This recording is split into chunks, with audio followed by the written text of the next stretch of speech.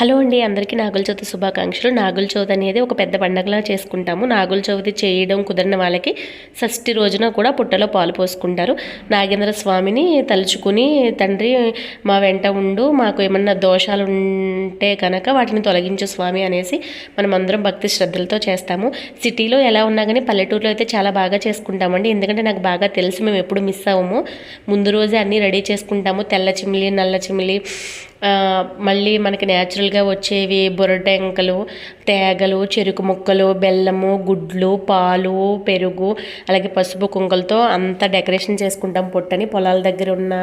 ఎందుకంటే మనకి రైతుకి ముఖ్యమైనది జీవనాధారము పంటేనండి. ఆ పంటలు పండించినప్పుడు ఎక్కువ అక్కడ అన్నీ ఎలకలు ఉంటాయి. ఎలకలు తినడానికి పాములు ఇవన్నీ ఉంటాయి. ఇది వరకు రైతులైతే చాలా వరకు పాము కాటు వల్లే చనిపోయేవారు.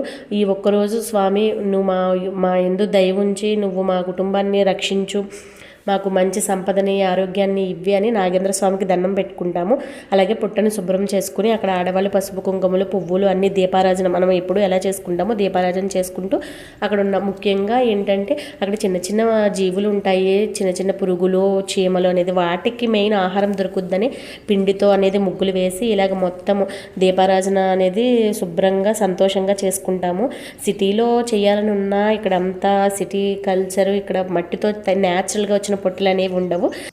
ఇంకా నాగదోషం, రాహుకేతు దోషం ఉన్నా కానీ ఈ నాగేంద్ర స్వామిని పూజిస్తాం. మనం ఏమన్నా ఇల్లు స్వగృహం మనకు లేకపోతే గృహం కట్టుకోవడానికి కూడా స్వామివారి అనుగ్రహం ఉండాలి.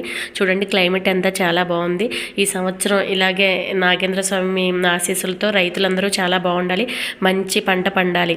అలాగే కార్తీక మాసం అధ్యాయం కూడా పోస్ట్ చేశాను.